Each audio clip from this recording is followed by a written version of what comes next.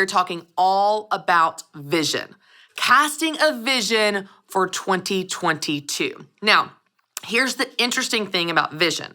I think that most people think of this as a business concept, like, oh, you need a vision for your business and where you want to be, but we often don't think about this for our lives.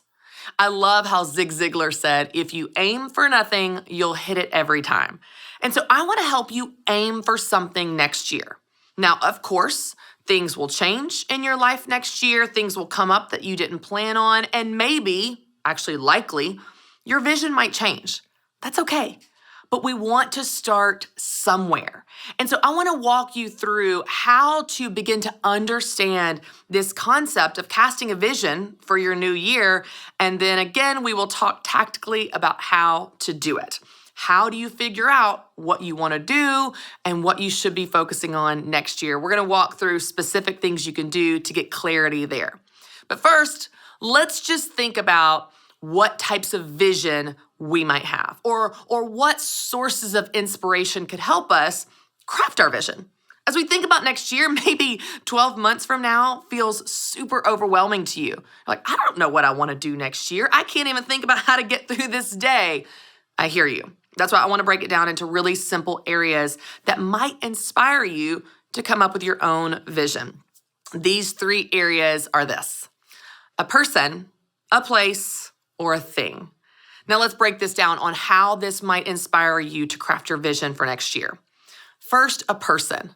Maybe there's someone in your life that you have seen that is close to you or even at a distance, and you think, I want to be like them. I want to have a marriage like that. I want to be that type of mom. I want to be that type of business owner. I want to be that type of runner. I want to have that type of balance in my life.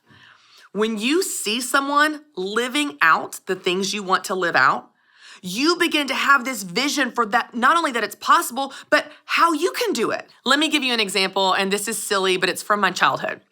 So when I was little, my mom was really, really close with her sisters, and she still is, but when I was little, I spent a lot of time with them. She has 4 sisters, but there was one of her sisters that we spent a lot of time with on her farm. She still lives on this farm up in West Nashville. But one of the things that was so cool about this aunt is that I got to see her live out what I realized at the age of 6 and 7, I wanted to be. She was so independent. She was so confident. She had this beautiful farm and all this acreage. She had horses and chickens and pigs. And she just had this amazing, independent, awesome country life. She drove a giant white SUV. It was a huge white Suburban, and she had a dog named Tucker that was a Rottweiler, and that dog was her companion dog. He went everywhere with her, and you better not cross her because Tucker was going to protect her. I remember watching this being lived out in front of me, and I remember thinking, y'all, from elementary school, I want to be like that. I want a farm. I want a companion dog. I want a white SUV. I want to be independent and confident. I want that life. And you know what's so crazy is when I had the opportunity at the age of 23 to move to a farm, I created that life. I had my Bernese Mountain Dog, Jackson. That was my companion dog. I got him in college. He went everywhere with me. I moved to this 40-acre farm where I started a horse boarding business to help pay my rent. You've heard me tell this story. I had fainting goats and mini donkeys and barn cats. I created that life. Now, that was a season in my life, and maybe I will end up on a farm again someday, hopefully when I have more help, because that was a lot of work, y'all. But what's so cool is that came to fruition in my early 20s, not by accident. I didn't just wake up one day and decide to move to the farm. That dream, that vision was planted in my life at such an early age, but it came through a person. I saw a person that I wanted to be like. And of course, God writes all of our stories unique, and God has created you unique. And there can be a danger or a slippery slope in looking at someone else and going, I want to be like them. That can be dangerous. But if you let someone inspire you, I think it can be really powerful. You see someone that has an awesome marriage and you study that. What makes their marriage awesome, and how can I have some of those same activities in order to have an awesome marriage also? It's not so much about duplicating their life as it is letting it inspire your life. And of course, you make it your own and you take what you learn and are inspired by this other person and let it inform your vision. So the first source of inspiration for your vision is through a person. Another way to look at it might be through a place. Is there a place that you see yourself? Is there a place that you want to be? Like, let's say you think about next year and you have been wrestling with moving and you really want to move because your family lives across the country. And maybe right now you live on the West Coast and your family is on the East Coast. And you're like, I just want to get closer to mom and dad. They're getting older. I want them to be in my kids' lives. I want them to be grandparents. I want to spend more time with them. How can I get closer to mom and dad? And your vision for 2022 is not so much a person that you want to be like, but a place you want to get to.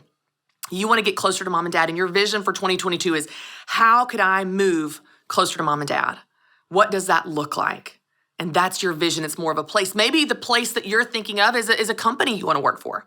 Maybe it's a position you want to hold. I want to work towards the promotion to this title. I want to get to this place in my career. Maybe it's a place that inspires your vision. Another way to think about this, in addition to a person or a place, is a thing. Is there an idea that inspires you? A lot of people start their new year with a word for the year. Maybe for you, it's a word. Like 2022, I want that to be freedom. That is the thing that inspires me. So how can I arrange my calendar, arrange my responsibilities, control my commitments where I feel free in my life, where I feel free to do what's right for me? I have spent last year running ragged for everyone else. Next year, the thing that I want to inspire my vision is freedom. Maybe it's a different word. Maybe it's peace. Maybe it's margin. Maybe it's relationships. Maybe it's building something new. I don't know what that is for you, but maybe it's a thing that inspires your vision for next year. It's a simple framework for you to walk through, but when you begin to think about, is there a person that inspires me? Is there a place I want to get to? Or is there a thing that I want deeply? Any of these sources can be a great way to get inspired for creating your own vision for your next year.